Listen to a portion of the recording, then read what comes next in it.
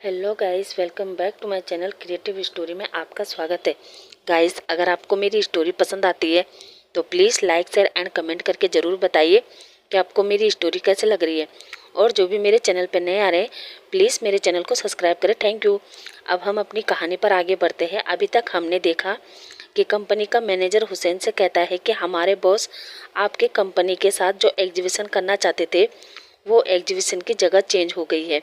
हुसैन कहता है क्या, पर ऐसे अचानक? मैनेजर कहता है हाँ सॉरी, पर मैं नहीं जानता अब आगे कि उन्होंने अचानक एग्जीबिशन की जगह क्यों चेंज की। हुसैन कहता है ओके, अब बताओ एग्जीबिशन कहाँ होगी। मैनेजर हुसैन को बताता है कि चाइना में। ये सुनकर तो हुसैन एक पल के लिए वो मना करना चाहता था, मगर वो सोचता है कि अगर ये एग्जीबिशन नहीं होगा तो उनको भी करोड़ों का नुकसान होगा, और वैसे भी कब तक हम यूँ छुपते फिरेंगे। और फिर अब जहान की बीमारी भी कम से कम, इस बहाने मैं फई को उसके डैड और जहान को उसके ईबो से मिलवा सकता हूँ। फिर पता नहीं जहान ईबो को देख पाएगा या फिर नहीं। और वो मैनेजर को कहता है ठीक है, हम तैयार हैं। मैनेजर जब अब हुसैन को उनकी हवाई जहाज़ की टिकट देता है और साथ ही उनके एक होटल का एड्रेस भी, और कहता है आपको 2 दिन के अंदर जाना होगा क्योंकि इसी वीक वहाँ एग्जीबिशन लगेगा। ये सुनकर हुसैन कहता है क्या इसी वीक? मैनेजर कहता है जी सर, इसी वीक। और बताता है आप चिंता मत करें, हमारे बॉस ने आपके रहने खाने पीने की पूरी व्यवस्था की है, तो आपको परेशान होने की कोई ज़रूरत नहीं है। हुसैन ओके कहता है और कंपनी से बाहर आ जाता है और सोचता है अब मैं जहान को कैसे बताऊं कि इन्होंने एग्जीबिशन की जगह चेंज कर दी है और अभी जहान की भी तबीयत खराब है। मैं अब क्या करूं, ये सब मैं कैसे हैंडल करूं। ओ गॉड, ये क्या कर रहे हैं हमारे साथ। अब वो सीधा जहान और फई के पास पहुंचता है जहां जहान और फई मस्ती कर रहे थे। अब जहान हुसैन से कहता है हुसैन क्या हुआ, तुम ऐसे अचानक? हुसैन कहता है हाँ, वो जिस कंपनी में हम फई और तुम्हारी पेंटिंग की एग्जीबिशन लगाने वाले हैं उसी कंपनी से कॉल आया था। जहान कहता है ओ, तो क्या कहा उन्होंने? नेक्स्ट वीक को होगा ना एग्जीबिशन। हुसैन सोचता है क्या मैं जहान को बताऊं या फिर नहीं, पर बिना जहान को बताए भी ये काम पूरा नहीं हो सकता, इसलिए मुझे जहान को बताना होगा।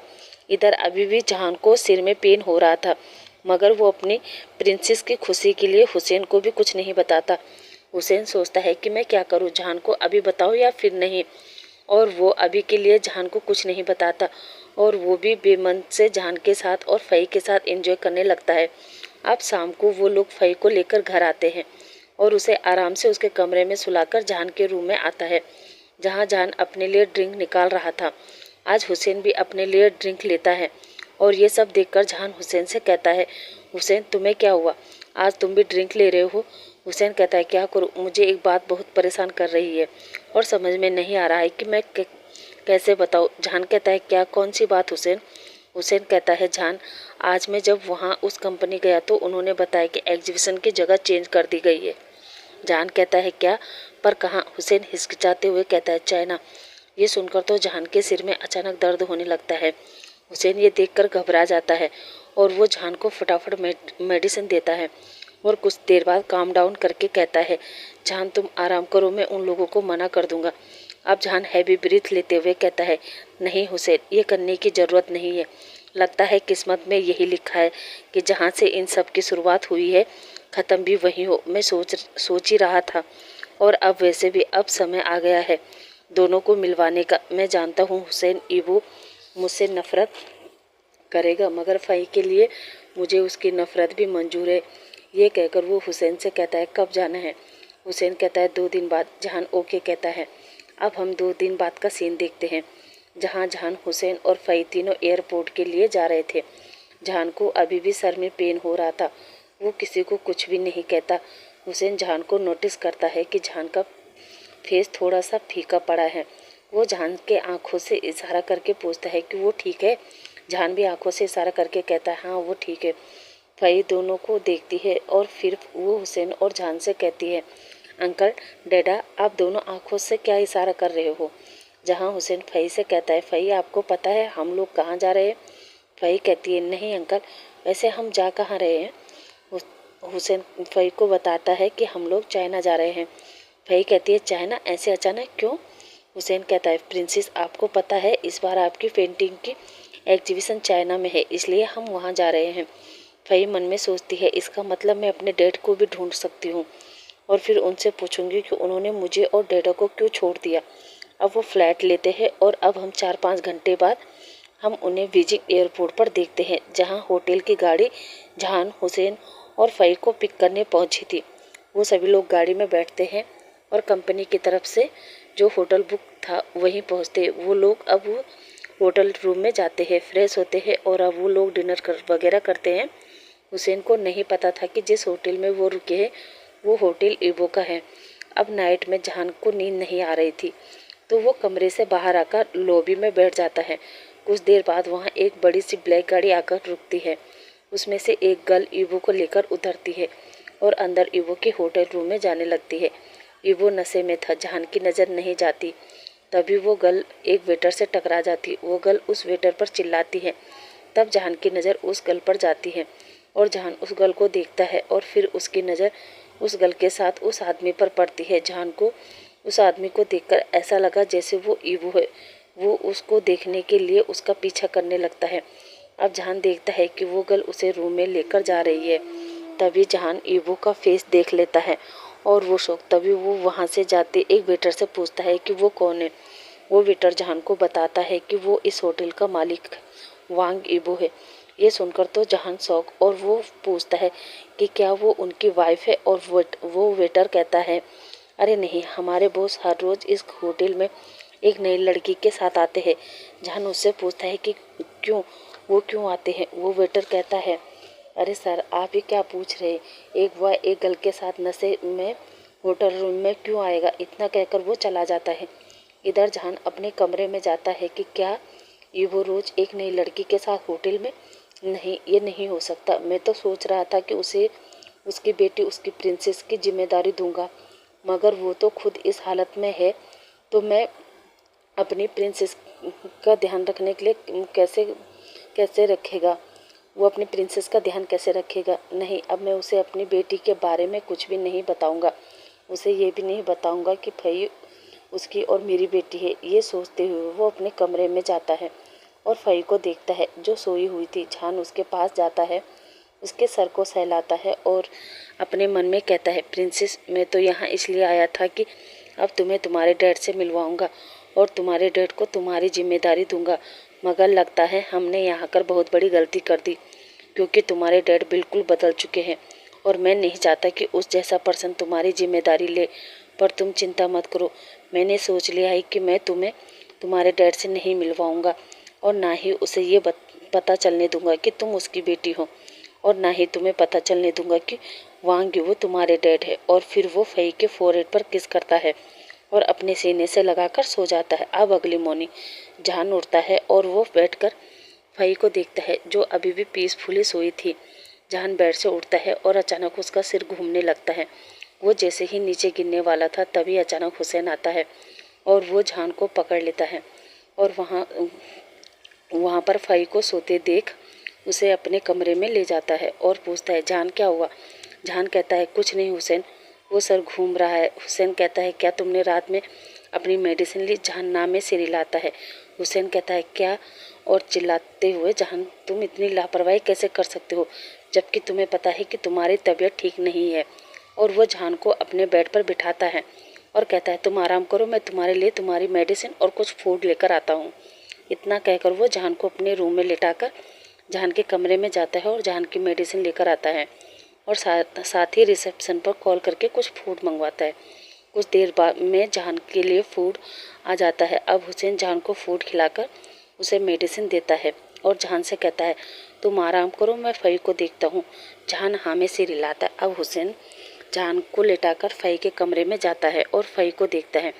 फ़ही जो उठ चुकी थी वो हुसैन को गुड मॉर्निंग कहती है और कहती है, अंकल डैडा कहाँ है। हुसैन फ़ही को नहीं बताता कि वो मेरे कमरे में है, क्योंकि फिर फ़ही काफ़ी सवाल पूछती ना, इसलिए तो वो फ़ही से कहता है, डैडा बाहर गए हैं बेटा।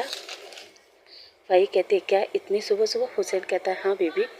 फ़ही कहती है, तो फिर हम भी बाहर चले। हुसैन कहता है, ओके चलो, फिर जल्दी फ्रेश हो जाओ। फ़ही कहती है, ओके। अब वो फटाफट वॉशरूम में जाती है और रेडी होने लगती है। इधर हुसैन सोचता है कि मैं एक बार जहान से पूछ लेता हूँ कि फ़ही को बाहर ले जा मैं फ़ही को बाहर ले जा रहा हूँ। और वो कमरे में अपने कमरे में आता है तो देखता है जहान दोबारा सो गया था। वो फिर अपने रूम को बंद करता है और फई के पास आता है। फई जो रेडी हो गई थी वो हुसैन से कहती है, अंकल चलो मैं रेडी हूँ। हुसैन भी ओके कहता है और फई को लेकर होटल से बाहर चला जाता है। अब वो दोनों वॉक करते करते एक पार्क में जाते हैं जहाँ वो बहुत सारे बच्चों को देखती है। वो भी कुछ देर वहाँ खेलती है। अब वो हुसैन के पास आती है और हुसैन से कहती है कि मुझे भूख लगी है। हुसैन कहता है अच्छा चलो हम रेस्टोरेंट में चलते हैं।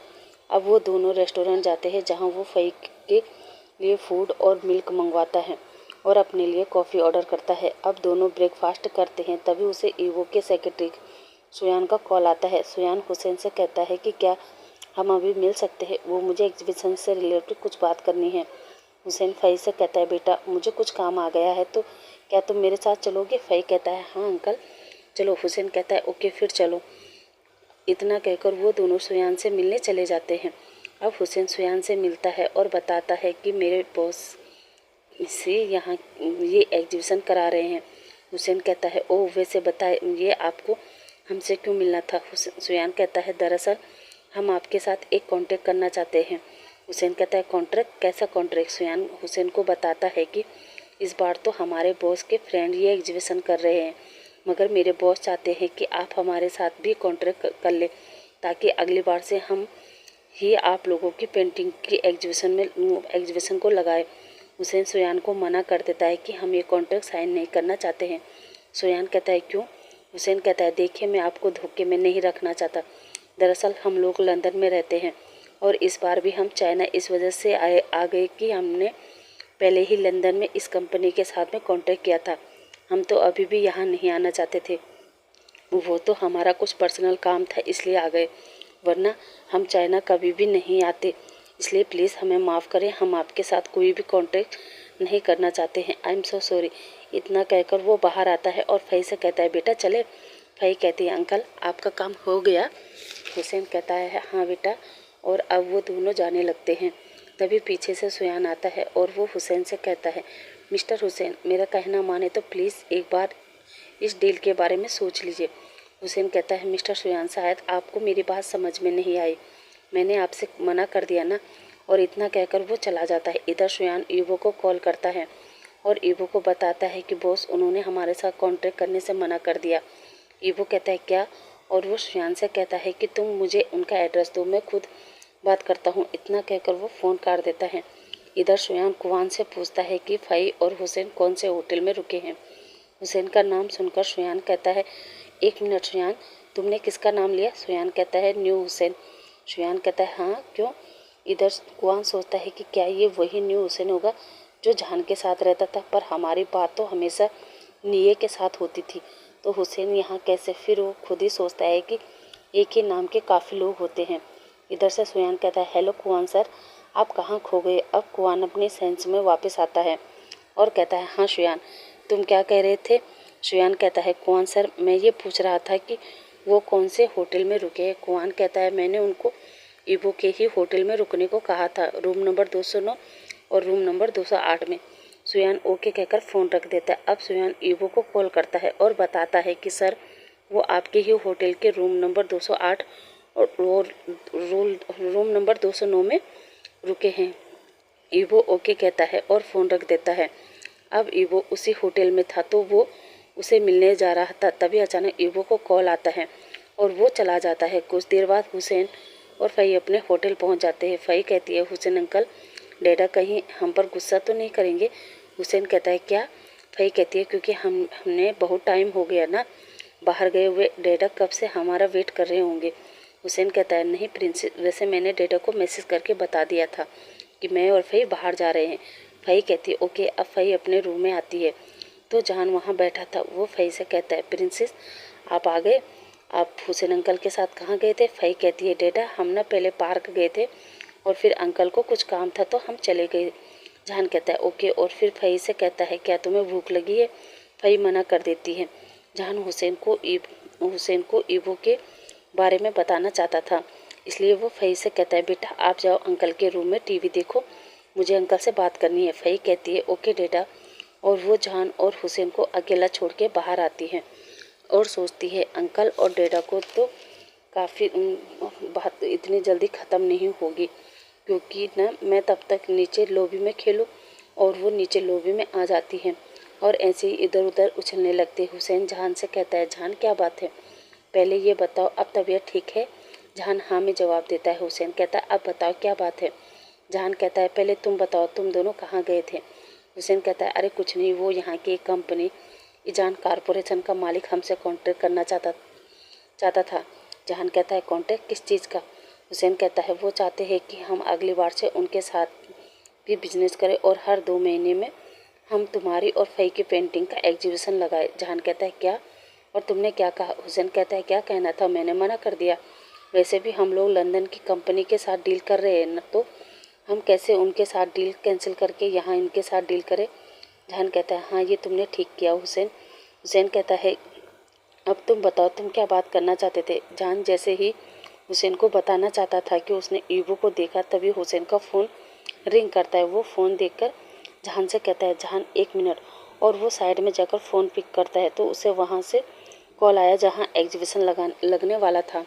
वो हुसैन को मिलने बुलाते हैं। हुसैन भी कहता है, मैं 5 मिनट में आता हूँ। इतना कहकर वो जहान के पास आता है और जहान से कहता है, सॉरी जहान, मुझे जाना होगा, वो जहाँ एग्जीबिशन लगने वाला है वहाँ से कॉल आया है, अर्जेंट है। जहान कहता है, कोई बात नहीं, तुम जाओ। हुसैन कहता है, और हाँ तुम अपना ध्यान रखना और मेडिसिन ले लेना। इतना कहकर वो बाहर निकल जाता है। हुसैन इतनी जल्दी में बाहर निकलता है कि वो लॉबी में फई को भी नहीं देखता और वो अपनी गाड़ी में बैठकर निकल जाता है। इधर फई लॉबी में खेल ही रही थी, तभी वो खेलते खेलते नीचे गिर जाती है। अचानक चैन वहाँ पर आता है और वो फई को उठाते हुए कहता है, ओहो बेबी, क्या हुआ, आप गिर गए? फई अपना सिर हाँ में हिलाती है। उसे हाथ में एक छोटा सा कट लग गया था, उससे ब्लड निकलने लगा। चैन देखता है कि उसे खून आ रहा है। वो फई को लेकर रिसेप्शन में जाता है और पूछता है, यहाँ फर्स्ट एड बॉक्स है? रिसेप्शनिस्ट कहती है, सर उस रूम में है। चैन फई को लेकर रूम में जाता है और उसे फर्स्ट एड करते हुए पूछता है, बेटा आप यहाँ क्या कर रही थी? फई कहती है, मैं खेल रही थी। चैन कहता है, तुम्हारे मॉम डैड कहाँ हैं? फई कहती है, मेरी मॉम नहीं है, मेरे डैडा है और वो कमरे में है, अंकल से बात कर रहे हैं। चैन कहता है, वैसे बेटा तुम्हारा नाम क्या है? फई कहती है, मेरा नाम फई शाओवी जान है। ये नाम सुनकर तो चैन एकदम से कहता है, क्या क्या नाम बताया तुमने? फई कहती है, शाओवी जान। शाओवी जान। चैन एकदम शौक।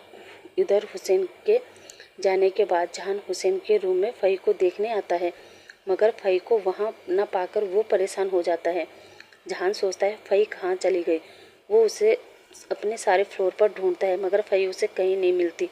वो वहाँ होटल स्टाफ से भी पूछता है, मगर उन्होंने भी फई को नहीं देखा। जहान परेशान हो जाता है और फिर सोचता है कहीं वो नीचे तो नहीं है लॉबी में। यहाँ होटल से बाहर वो भी फई को ढूंढने नीचे आता है और जैसे ही लिफ्ट ओपन होती है तो जहान एकदम शौक, क्योंकि सामने ईवो था। ईवो भी जहान को देखता है, वो भी एकदम शौक। जहान घबराकर लिफ्ट बंद करता है, मगर ईवो लिफ्ट को रोककर लिफ्ट में घुस जाता है और जहान से कहता है, जहान तुम, और उसे हक करता है और रोने लगता है। जहान अपने आप को कंट्रोल करता है और वो ईवो से कहता है, एक्सक्यूज मी, आप कौन है? ईवो जैसे ही जहान के मुंह से ऐसा सुनता है कि आप कौन है, वो जहान को छोड़ता है और कहता है, जहान क्या कहा तुमने, मैं कौन हूँ?